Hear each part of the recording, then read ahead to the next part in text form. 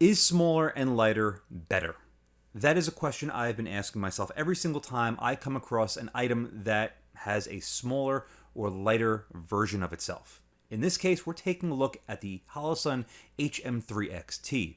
The T stands for titanium, and Holosun claims this is smaller and lighter than their standard 3x magnifier, the Hm3x. The Hm3x has been my go-to magnifier for the last couple of years.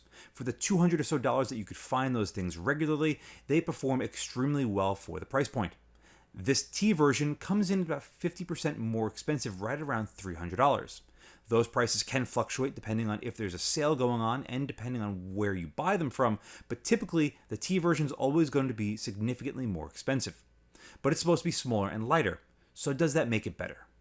Typically when I hear that there is an optic out there that is compact, whether it's size or weight, it automatically triggers my brain to think, where did they save the weight? How did they save the weight? And is it compromised in another way, shape, or form as a result? So, without further ado, let's get these two on the tabletop side by side to do a real quick overall physical comparison, and then let's see if this thing is worth a damn. With the standard Big Daddy Hm3x in the top left, we quickly go over the box for the Hm3xT. Guess what? It is basically the exact same box as every other Holosun product you will ever find, and there's absolutely nothing wrong with it. It's a nice hard shell plastic with really dense foam inside that's cut up really nicely to fit the optic nice and snug. Out of the box, these are set up for lower 1/3 co-witness or with the spacer as absolute co-witness on AR-15s. Now, unless I can't seem to find one, I believe you are stuck with the factory mount on this thing, which is a QD locking tilt-away mount. So hopefully you don't mind it, or hopefully a company comes up with one, because that would be sweet. That's right, Unity, I'm talking about you. But we're not here just to talk about the mount. We're here to find out if the T version is substantially lighter than the regular. The regular comes in at 10.8 ounces. The T version, 10.4. This is on my scale, but one after the other, it's only about a 4/10 weight savings. I was expecting it to be much more substantial than that. One area where it is much more substantial is in the length. And what this equates to is about 3/4 of an inch. But what this really equates to is about 2 pick slots on top of a rifle. So the eye relief on both of these is 2.5 inches exactly. That means that the back eyepiece is going to be the exact same distance from your eye, which means you're going to have more room in front of the T version as opposed to the standard, which means you could have your red dot theoretically 2 pick slots farther back with the T version as opposed to the standard. Now, that might not interest many of you, but if it does, that's about the only takeaway as far as a benefit to the T version over the standard physically. Other than just that, all the controls are basically 100% identical. The mount is identical. The windage, elevation, eyepiece, everything is identical. As far as the mount, you've seen it in many of my reviews before. It holds up well. It's a tilt to the side. It's not a drop down. Hopefully there are other manufacturers, Unity, that will come out with different mounts for these, because I would assume these would be very popular given their price versus performance, but I guess some markets just don't see it. But that's the only real benefit. If we look at the front lens on these two, you'll see that the standard version actually has a much larger looking front objective, which means that it should let in more light. So we're going to be comparing that quite soon. But let's quickly see how the T version does by itself, pretending we don't have the standard version along for the ride.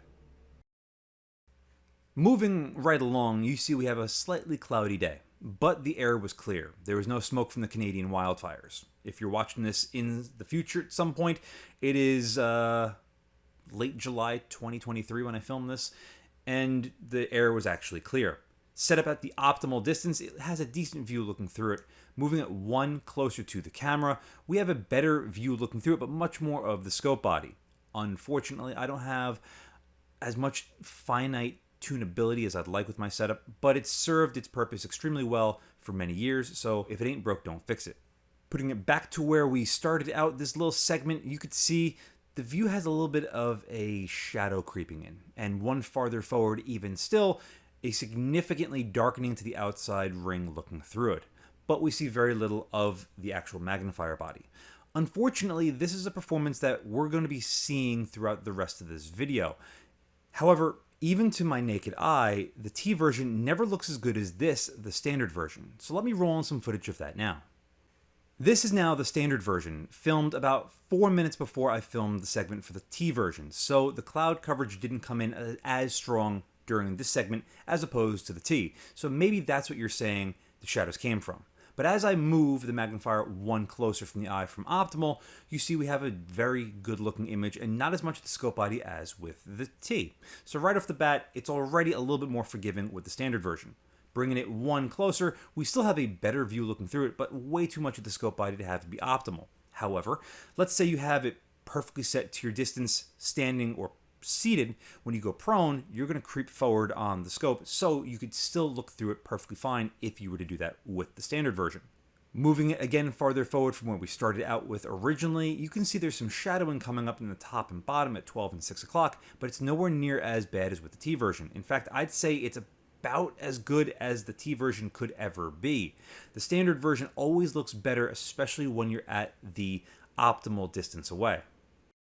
What that is showing us is that the eye relief is a little bit wonky on the T version, which is now found here on the left versus the standard on the right. Both of these are behind the Promethean LP1 from Lead and Steel, which is a very large window, very clear glassed red dot.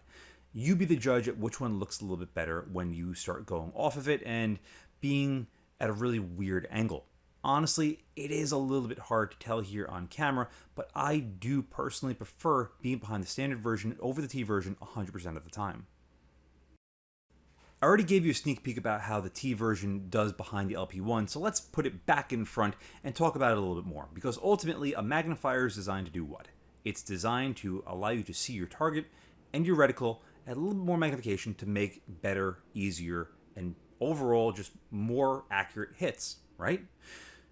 Well, when you put it behind something with as good a glass as the LP1, we have a wonderful looking image. The reticle here is as sharp as it's really going to get. Yes, there are other magnifiers out there with better performance overall, which we are going to be comparing this to very soon, I promise.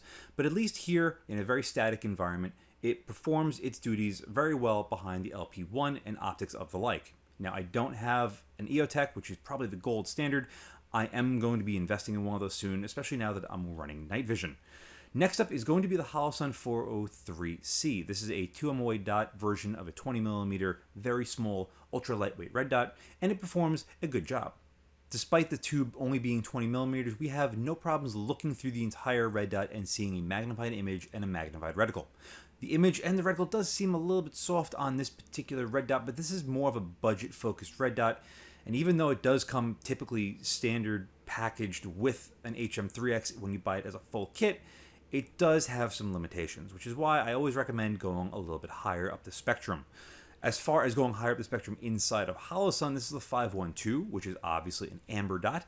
This is another large window red dot, very similar to the LP1, but the glass on this isn't as clear. It does have a little more tint, and the amber dot itself, or at least the reticles of Holosun and most of their Holosun products, don't seem anywhere near as sharp. Even though it is a slightly smaller dot, it just doesn't seem anywhere near as good overall.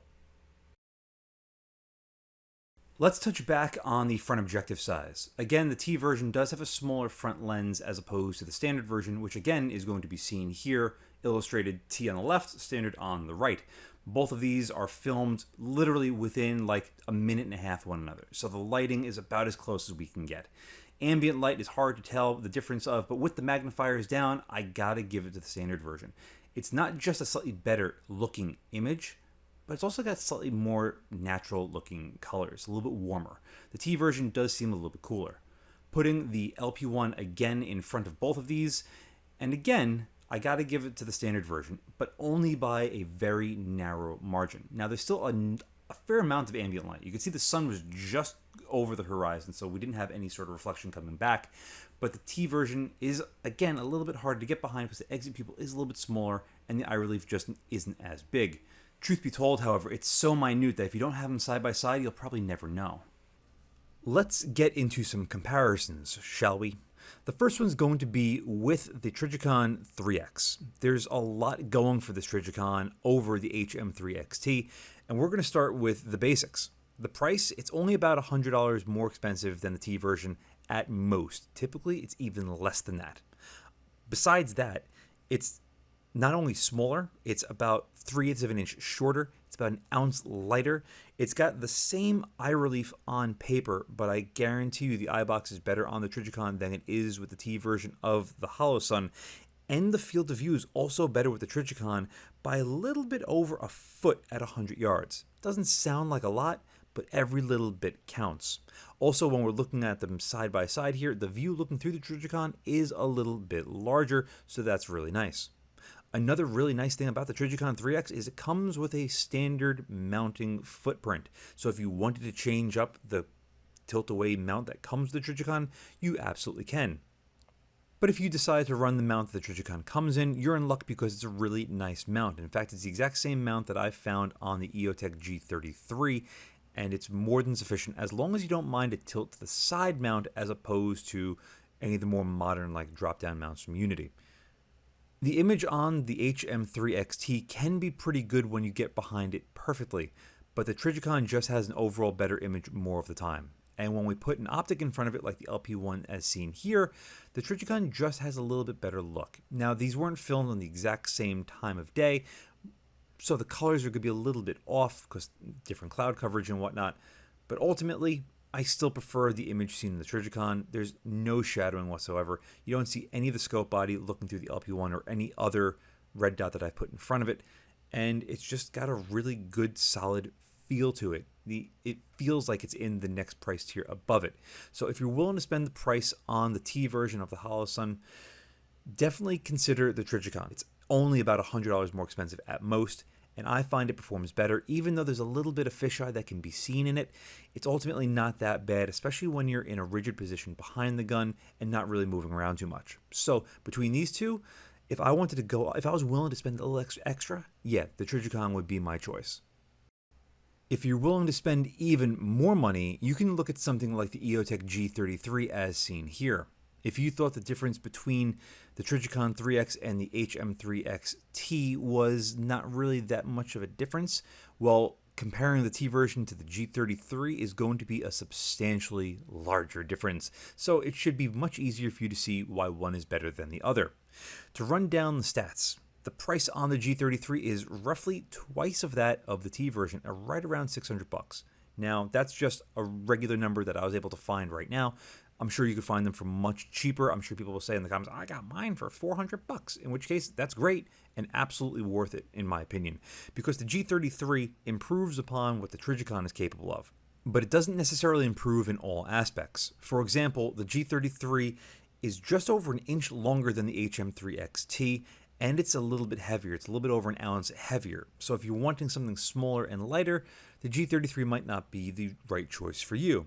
However, if you want a large field of view, the G33 comes in a little bit more than a foot over the Hm3xT. In fact, almost 2 feet, in fact. It's got the same eye relief, but again, you're going to have a much larger overall eye box. As far as the view looking through them, there's a clear winner. As far as the colors, there's a clear winner. And just the view looking through, I mean, the G33 really is massive when you get behind it. So much so that you could actually see the body of the Holosun 512 that's currently in front of both of these magnifiers right now. But it doesn't really take away from the overall experience because the view through it is just gigantic. Just like the Trijicon, it's got the exact same really nice QD mount and a standard footprint, so if you wanted to change it up with a custom mount from Unity, guess what? You could do that very easily. Honestly, the G33 is impressive, but I still don't like the turrets. And finally, the Hm3X versus the Hm3xT.